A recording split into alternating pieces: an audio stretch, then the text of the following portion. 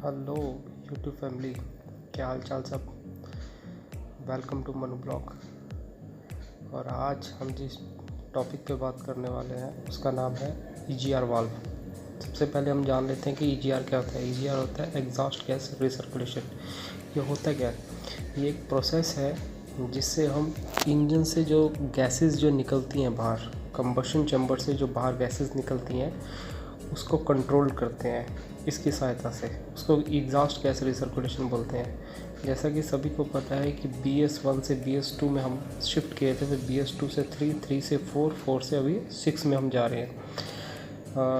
1 अप्रैल 2017 में हम BS3 से BS4 में गए थे और अभी 1 अप्रैल 2020 से हम BS4 से BS6 में डायरेक्टली जा रहे हैं। तो वो उसमें मतलब चेंज क्या होता है BS4 से BS6 में जो चेंज होता है वो सबसे पहले उसी पे बात कर लेते हैं। ये इसमें से ये मेन 4 गैसेस निकलती हैं जिसको नॉक्स बोलते हैं, नाइट्रोजन ऑक्साइड, CO बोलते हैं, कार्बन मोनोऑक्साइड, HC होता है हाइड्रोकार्बन और PM होता है पार्टिकुलर मैटर। तो ये 4 मेन जो इम्पोर्टेंट गैसेस होती हैं ये इसमें से बाहर निकलती हैं। तो गवर्नमेंट क्या करती है, मतलब एनवायरनमेंट पॉल्यूशन लेवल को चेक करती है, मतलब जो उस गाड़ी में से निकलता है तो उसमें से ये जो चारों गैसेस हैं इसका एक वैल्यू सेट किया जाता है कि ये इतनी वैल्यू में ही बाहर निकलनी चाहिए। तो जैसे ही हम लेवल उसका बढ़ता जाता है BS1 से 2, 2 से 3, 3 से 4, 4 से 6, तो वो उसका लेवल कम होता जाता है। तो मैं डायरेक्टली ऐसा बोल सकता हूँ कि BS6 के अभी जो 400 इंजन जितना पोल्यूशन करेंगे उसका BS4 एक इंजन उतना पोल्यूशन करता है।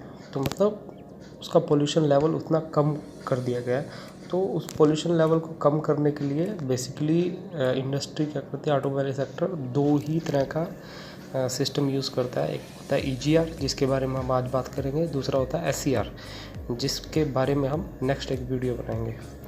तो EGR क्या होता है? EGR में सबसे पहले जैसे गैसेस बाहर से आई टर्बो चार्जर से होते हुए और ये यहाँ पे इनटेक मैनिफोल्ड से अंदर जाती है।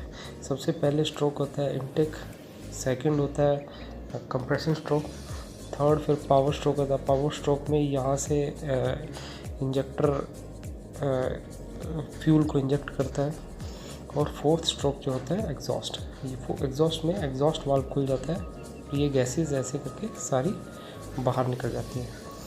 तो अगर यहाँ से अभी इस सिस्टम में आप देखोगे, इस सिस्टम में क्या किया, अगर वो यहाँ से सारी गैसेस अगर बाहर आती हैं तो ये जो सारी गैसेस हैं इसका 100% गैसेस जो है वो बाहर जाएंगी। तो 100% अगर गैसेस बाहर जा रही हैं तो हम उसको कुछ कंट्रोल नहीं कर पा रहे। तो इसका जो लेवल है उसको कैसे कंट्रोल करेंगे? तो इस सिस्टम में क्या किया जाता है, इस सिस्टम में वो 100% गैसेस बाहर नहीं निकलती है, उसका 20 से 30% गैसेस को हम दोबारा रिसर्कुलेट करते हैं। वो गैसेस को 20 से 30% गैसेस को ठंडा कराया जाता है। यहाँ पे इन दोनों यहाँ पे इस वॉल्व के बीच में, वॉल्व और पाइप के बीच में एक इंटरकूलर लगाया जाता है जो एग्जॉस्ट गैस को ठंडा करता है और उसके बाद इस वॉल्व से होते हुए दोबारा इनटेक वाला जो अपना इनटेक मैनिफोल्ड होता है उसमें जाके वो एयर में मिक्स होके फिर दोबारा इसमें इनटेक स्ट्रोक से एयर अंदर आता है। तो ये इसका सिस्टम होता है। उसमें क्या होता है, 20 to 30% तो वापस चलेगी, तो इसमें बचता गया है 80 से 70% गैसेज जो होती है बाहर चले जाती हैं। तो उससे क्या होता है, ऑटोमेटिकली ये गैसेस का जो बाहर जो जाती हैं वो 70 से 80% ही बाहर जाती है, जिससे ऑटोमेटिकली ये चीज़ जो है वो कम हो जाती है। ठीक है। तो अभी और ये वॉल्व कैसे काम करता है, ये वॉल्व जो है आप देखोगे ECM से ऑपरेटेड रहता है। ठीक है। ECM इधर में क्या होता है, इसके इधर में एक वैक्यूम पंप लगा रहता है और वैक्यूम पंप क्या करता है, ECM जब उसको बताता है कि कितना गैसेस मेरे को मिक्स करने के लिए चाहिए तो ECM क्या करता है, ECM इसका वैक्यूम पंप को ऑन करता है। वैक्यूम पंप क्या करता है, वैक्यूम पंप यहाँ से एयर को सक करना शुरू करता है।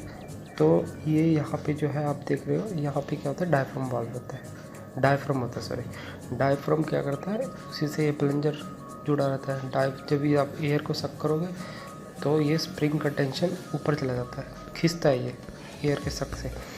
तो उससे क्या होगा, ये वाल्व यहाँ से खुल जाता है। जब ये वाल्व यहाँ से खुल जाता है तो एयर यहाँ से पास कर जाती हैं और गैसेस यहाँ से पास कर जाती हैं और एयर में मिक्स होके फिर दोबारा जलने के लिए आ जाती है। तो ये डिपेंड करता है ECM के ऊपर कि कितना देना है। तो ECM में भी प्रोग्राम किया रहता है कि कितना % उसको गैसेस देना है, लगाना है, ठीक है। जब ये बंद रहता है तो गैसेस बाहर निकलती रहती है। अब गैसेस जब बाहर निकलती है तो ज़रूरी नहीं है कि जब गाड़ी स्टार्ट हुई है तो पूरा का पूरा बाहर जाना शुरू होता है। तो थोड़ा टाइम के बाद जब ये इसका लेवल उतना हो जाता है कि जितना गवर्नमेंट ने बताया है उससे ज़्यादा नहीं देना है, तो क्या करता है फिर ECM उसको ऑन कर देता है। ऑन करने से फिर ये गैस यहाँ से मिलना शुरू हो जाती है, ठीक है।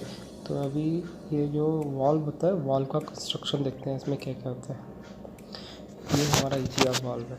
अभी इसमें आप देखोगे ये दोनों इसके कंडीशन है, ये क्लोज कंडीशन है और ये इसका ओपन कंडीशन है। अभी क्लोज कंडीशन क्या है, अभी ये आप यहाँ से देखोगे ये क्लोज है, मतलब अभी जो गैसेस हैं वो यहीं से बाईपास बाहर जा ही रही हैं, ठीक है। और यहाँ पे दिया है देखो वैक्यूम पंप जब सक करता है तो ये स्प्रिंग जो है, स्प्रिंग मतलब ये डायफ्राम को ऊपर की तरफ पुश करता है। पुश करेगा तो ये एक ही रॉड से कनेक्ट है तो ये खुलता है, जो कि हम इस कंडीशन में हम देख रहे हैं। देखिए वैक्यूम करना शुरू किया, ये स्प्रिंग जो है ऊपर खींचना शुरू हुआ, ये जो डायफ्राम है ऊपर जाना शुरू हुआ और ये यहाँ पे इसको खुल गया। खुलने के बाद क्या होता है, ये गैस जो है इधर से डेक में चली जाती है और मिक्स होके एयर में दोबारा कंबशन चैम्बर में जाती है। इसके कुछ फ़ायदे भी हैं और कुछ नुकसान भी हैं। EGR के फ़ायदे ये हैं कि ये एक इंटीग्रेटेड सिस्टम है जो कंपनी फिटिंग करके देती है और इसका एक इनिशियल कॉस्ट ही जो है वो ही होता है। जो यूज़र है उसके ऊपर कोई बर्डन नहीं रहता है, मतलब बार बार उसको, मतलब जैसे SCR में क्या होता है, SCR में एक यूरिया टैंक दिया जाता है, उसको बार बार टॉप अप करना पड़ता है तो रनिंग कॉस्ट रहता है। इसमें इसका कोई भी रनिंग कॉस्ट नहीं रहता सिस्टम का। ये एक इंटीग्रेटेड एक बार सिस्टम लगा दिया गया है, उसके बाद आपका कोई कॉस्ट नहीं है। लेकिन इसमें होता क्या है, जब भी आप सर्विस कराते हो तो सर्विस में वो क्या करता है, जो आपका मैकेनिक होता है इसको क्लियर करता है, इसको क्लीन करता है। तो इसके नुकसान भी मैं आपको बताता हूँ। अगर इसको क्लीन नहीं करेंगे, क्योंकि जो गैस है, गैस जो बाहर निकल रही है उसमें कार्बन रहता है, तो कार्बन वाली गैस जब इसमें से जाती है तो होता क्या है, यहाँ पे कार्बन जमना शुरू हो जाता है। ये पूरे में जब पूरे में कार्बन जमना शुरू हो जाता है तो क्या होता है, ये जो शाफ्ट है इसकी, ये जो वाल्व है या गेट जो इसको बोलोगे आप जो भी, तो ये स्टक होना शुरू हो जाता है। जब ये स्टक होगा, बाई चांस मान के चलो कि ये इस कंडीशन में स्टक हो गया, इस कंडीशन में स्टक हो गया तो क्या होगा, सारी की सारी गैसेस बाहर जाएंगी, तो वो सर्कुलेट नहीं कर पाएगा, गैसेस सारी बाहर जाएंगी तो क्या होगा, आपका एमिशन नॉर्म्स जो दिया है उसमें फेल हो जाएगी गाड़ी। और सेकंड क्या होगा, जब आपका वाल्व अगर ओपन कंडीशन में रहेगा तो सारी गैसेस जो बाहर भी जानी है वो यहाँ से जाती रहेंगी। जब यहाँ से जाती रहेंगी तो क्या होगा, जो बाहर से एयर आ रही है, ठीक है, और उसमें ये मिक्स हो जा रही है, तो मे भी हो सकता है कि आपका जो ऑक्सीजन का उसमें लेवल हो वो कम हो जाए। और जब कंबशन चैम्बर में जब जाती है, जब कंबशन चैम्बर में जब ये जा रही है और यहाँ से मिल रही है आपस में, तो मे भी हो सकता है कि बाहर से जो एयर आ रही है और उसमें कंटिन्यू मिल जा रही है, तो यहाँ पे क्या होता है, ऑक्सीजन लेवल अगर उसका कम हो जाएगा तो इसमें जाएगी। और सीधी सी बात है, क्योंकि ये गैस है और इसके अंदर कार्बन की मात्रा भी रहती है, तो वो क्या होगा, कंबशन चैम्बर में प्रॉपरली बर्न नहीं हो पाएगी। तो क्या होगा, तो आपकी गाड़ी पावर नहीं दे पाएगी, पिकअप नहीं पकड़ पाएगी, तो ये प्रॉब्लम रहेगी। और ब्लैक स्मोक भी आ सकता है गाड़ी से। तो ये इसका है प्रोसेस। तो बेसिकली इसमें यही 4 गैसेस रहती हैं। ज़्यादातर जो है वो नॉक्स के ऊपर काम किया जाता है। नॉक्स जो होता है, जब गाड़ी चलेगी, ये जो सिलेंडर बोर है, जब इसके अंदर का टेम्परेचर 1400 डिग्री से ऊपर हो जाता है तब ये गैस बननी शुरू होती है, नॉक्स।